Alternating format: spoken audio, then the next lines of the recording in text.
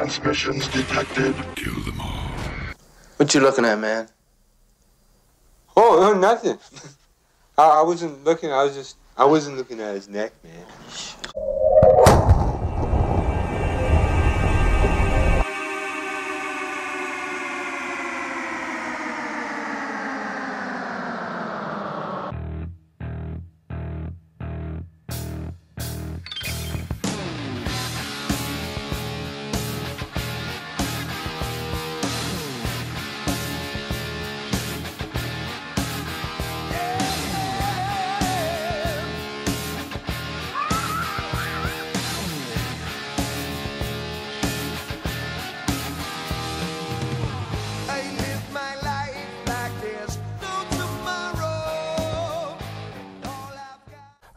In 2010, of November, I got contracted by Raytheon Polar Services to go down to Antarctica, South Pole Station specifically, 90 degrees south of the bottom of the planet.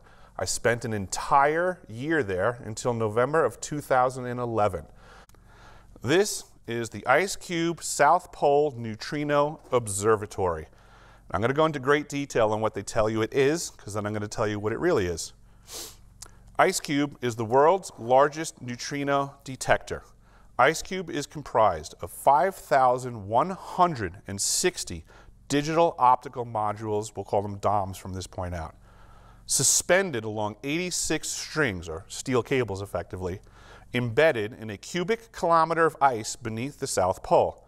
It detects neutrinos through the tiny flashes of blue light called Cherenkov light or radiation, produced when neutrinos interact in the ice.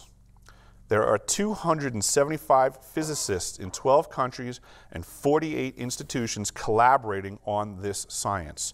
Just for clarification, this facility is run by the University of Wisconsin-Madison. They are the academic arm that's supposed to be in charge of this system. The colored dots illustrate the pattern of holes and season in which the holes were drilled in the ice for the placement of the neutrino detectors. And I want to point out that there was a very interesting image that was presented by Dr. Hine in his presentation in one of the slides where you were showing some of the specialty shapes of things. And I want people to pay attention to the pattern because what I noticed was that that image appeared just like a bird's eye view looking down on the detector array. What a coincidence. Sacred geometry matters. A dedicated team of over 300 Ice Cube drillers, technicians, and scientists contributed at the South Pole to Ice Cube construction between December of 2004 and December of 2010. Drilling 2,450 meters into the Antarctic glacier took on average 48 hours, while deployment of the sensors lasted about 11 hours. The sensors, called DOMs, had to be quickly installed before the ice completely froze around them. Make special note of what was just said there. It's actually very easy to drill ice. What a coincidence. We're often told that things are not possible like that down in Antarctica. It takes too much time, it's too long. It's just wholly not true. The way that they drill through the ice right here is just simply by adding heat. The ice itself is typically at around minus 60 degrees. So all you have to do is add warmth, and the ice is actually, because of the 0% humidity, it's the least dense ice that you can have at the surface.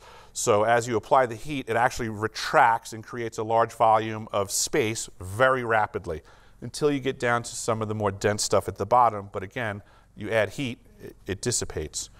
So the fern drill and the hot water drill heads. The fern drill was used to drill through the upper layer of compacted snow or fern down to where the ice actually begins, which is about 50 meters below the surface. The solid ice was melted using a straight, high-pressure stream of hot water from the specifically designed enhanced hot water drill. These are the DOMs. They're about the size of a basketball. There's 5,160 of them. They have names and identifiers, so some of them are called, C-3PO, Chewbacca. Basically, the scientists and folks are allowed to just write a name on it, and then they would register it as that. The picture on the right is actually a dom that is just inside the door of the entry of DA that I mentioned before, Destination Alpha, on display for everybody to see. This is a great depiction of the scale of what is embedded in the ice. So you can see on the bottom there is an illustration that shows the Eiffel Tower and its relative proportion to this system. This is the world's largest phased array transmitter. This overview you can see on the top was very similar to Dr. Hines' depiction. I believe the hexagon matters a lot in this. Here's some of the cubers setting up the cabling that goes from each of the holes down. This has been the topic of a lot of discussion, this picture, because a lot of folks in, I guess you would say, the electrical components community have confirmed that, you know, if this is just simply a passive device, then that cable is very large and looks more like a power supply. And we'll be getting to the power output of the Ice Cube Neutrino Detector shortly. But once the sensors were deployed, the cables were pulled to the Ice Cube lab to connect the sensors to the servers in the lab. The Ice Cube lab hosts the computers collecting raw data from the detector. And you could see in the other pictures the amount of wiring and processing information. I would say that the Ice Cube lab processing room might have been double the size of this tent, with just rows and rows and rows of server towers. The computational power of what was going on in there is also heavily in question. This is a depiction of what they would call the bloom. So when a neutrino basically impacts the nucleus of a water molecule in the ice, a reaction occurs which sheds off the Cherenkov radiation. The neutrino and the nucleus of the water atom are destroyed and a muon is released. But effectively the DOMs are reacting to the blue light.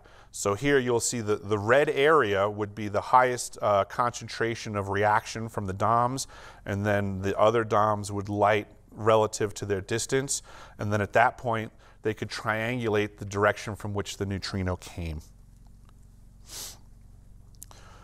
Ice Cube searches for neutrinos from the most violent astrophysical sources, events like exploding stars, gamma ray bursts, and cataclysmic phenomena, including black holes and neutron stars.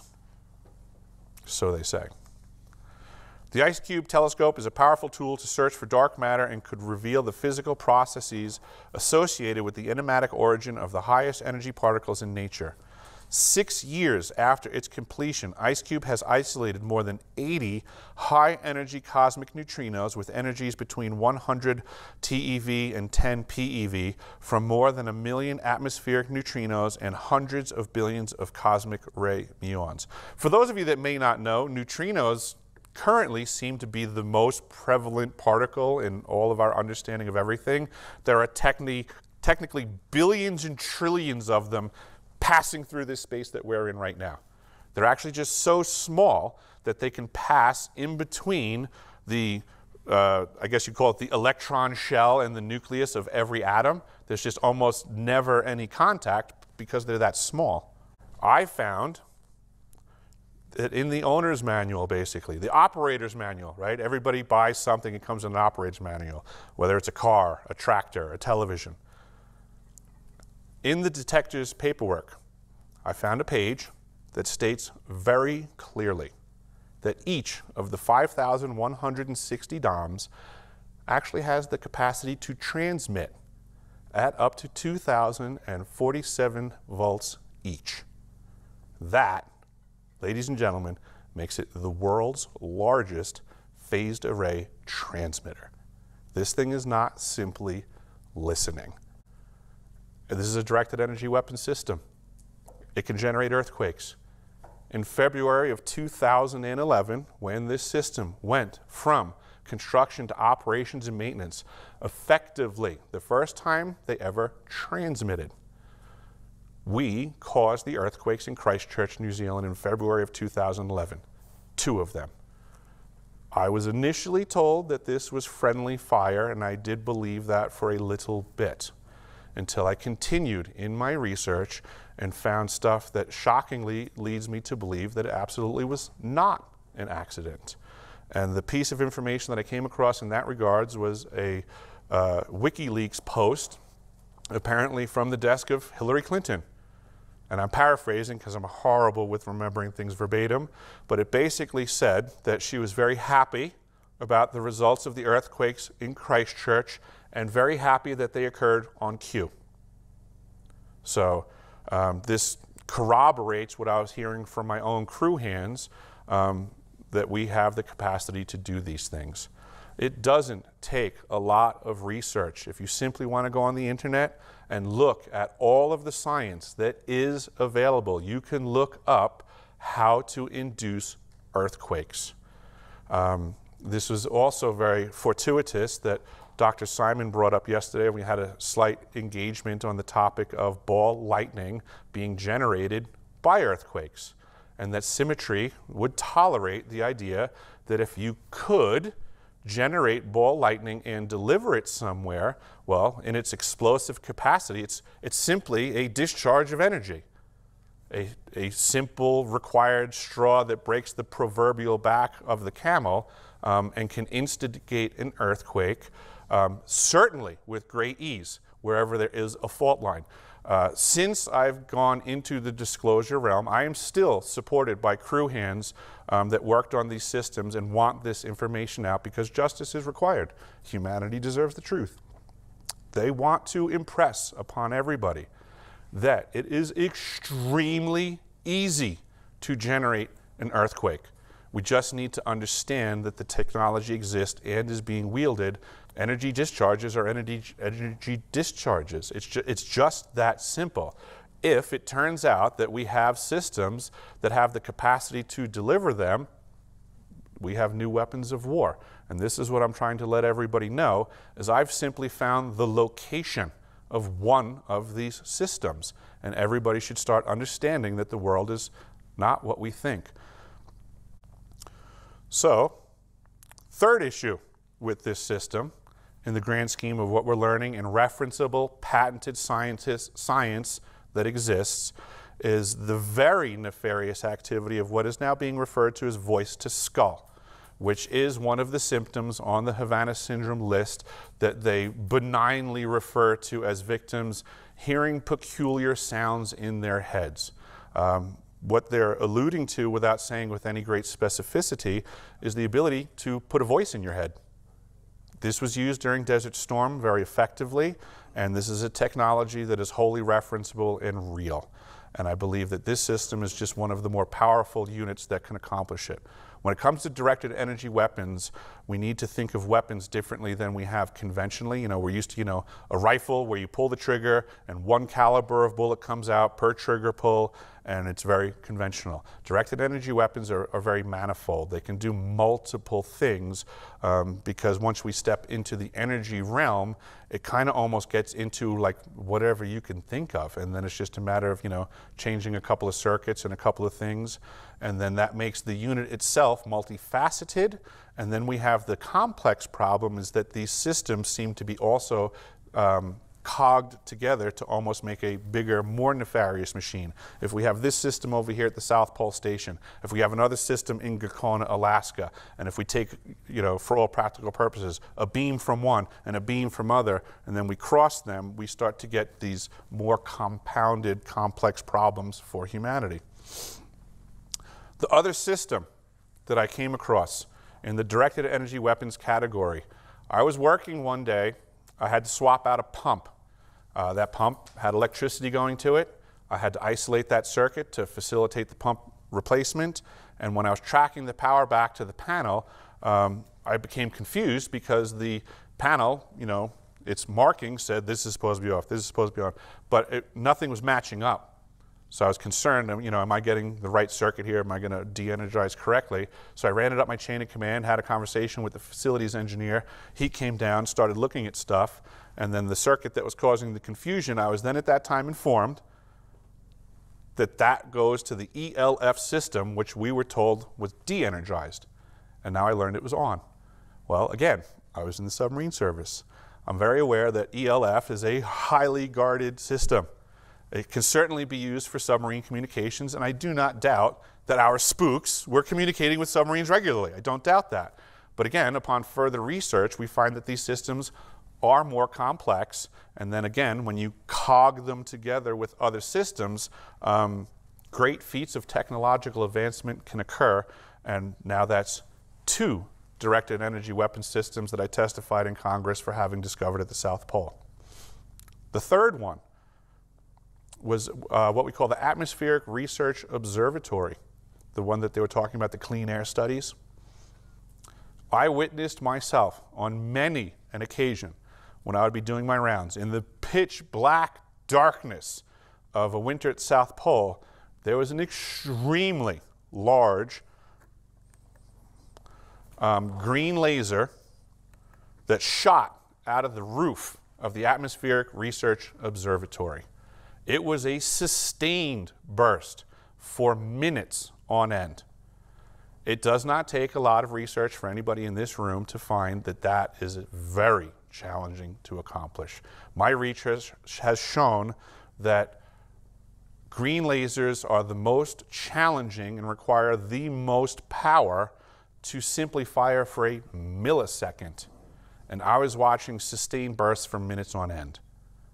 There is some sort of alternative power source, apparently, at the South Pole Station than those 2 cat generators I showed you beforehand.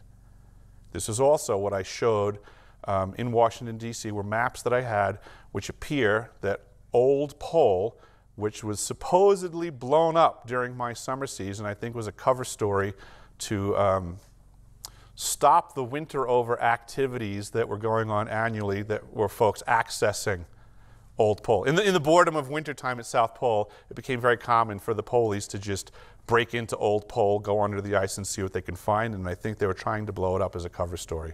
There's a very long tunnel that is on one side of the Old Pole. I believe that at the very least, since Old Pole predated the Antarctic Treaty, which put the limit at that date for having a nuclear power supply, McMurdo Station had a PM8 reactor at it before, and it's a very small modular system that can be flown around by Hercs. I believe that there was a system just like that at South Pole Station and may still be up and running and be the actual power supply for these 3 directed energy weapon systems that would take god-awful amounts of power. The other list of possibilities for the power source, believe it or not, this one's very interesting and comes to me through John Warner IV, who was the son of John Warner III, who was former Republican senator of the state of Virginia, and John Warner III was also formerly the Secretary of the Navy. John the son reached out to me early when I first came out disclosing information because he saw value to what I was discussing at the South Pole. And he wanted to express to me information that his father had passed on to him. He was John, the son, was very interested in Antarctic activities. And he asked his father, he says, you know, it seems like, you know, the Navy's always still involved in Antarctica. You know, what's going on down there? And his father informed him that there was submarine activity below the ice, that they were tunneling to get underneath. A lot of people don't realize that the actual land continent of Antarctica, the vast majority of it's below sea level. There's just so much ice accumulation that it's effectively bedded down to the land that's below sea level. So a submarine coming in through the ocean could bore into the ice, be above the land and below the waterline still. So you absolutely could go through there. Also, the science community has recently just disclosed publicly that you have to realize that the continent of Antarctica has the same amount of massive waterways as any other continent. So the riverways could be under the ice, and just like we saw with the drilling of the ice for the neutrino detector boreholes, that water coming through would just bore out and make space that certainly could be traversed by submarines, which it seems the Nazis were saying way back when. When John asked his father why this submarine activity was so prevalent in Antarctica, his father's answer was space operations. That's a big deal. Goes back to that whole faster than light communications. We have stuff off planet. I want to back up. There's something I forgot to mention about the neutrino detector. Again, in communication with folks and doing research about what's going on, it appears these UFOs, whether man-made or off-world, in-world, whatever you want to call it, the exotic propulsion systems that make them move around apparently emit neutrinos. So, having a neutrino detector at the South Pole Station that's omnidirectional, so it doesn't care which direction anything's coming from, and neutrinos do not let anything block their activity. This makes this a very wonderful air traffic control center for any exotically propelled vehicle coming in or about our planet or atmosphere. There's a lesser known gentleman in the entire Antarctic and or UFO community conversation, and his name is Lloyd Berkner. Lloyd Berkner was part of the original Bird expeditions as both a radioman and a pilot. He was some sort of anomalous brain when it came to radios, and he had a major understanding way ahead of the curve of how to set these things up. After Berkner's experience with the Antarctic program, he went to the United States government and was looking to start a program that was set up to start paying attention. And this is way back when. He wanted to set up an observation system for things coming on and off the planet, was how he put it. What the heck did he see down there that made him want this seed money?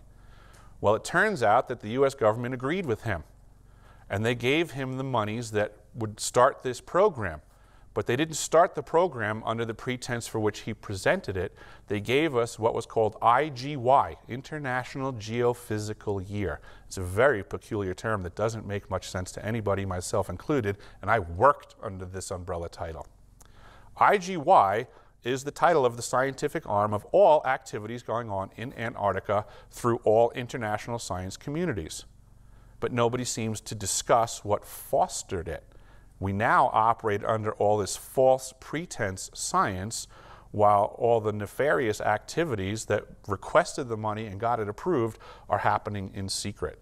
So besides the fact that this is 3 directed energy weapons systems that I found, it appears that it has a lot to do with UFO activity, whether it is our stuff or anything foreign.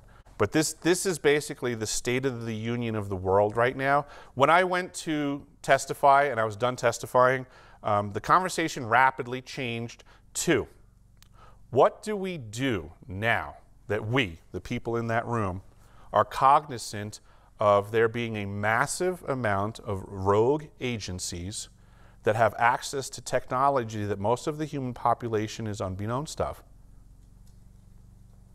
And nobody seems to have an answer.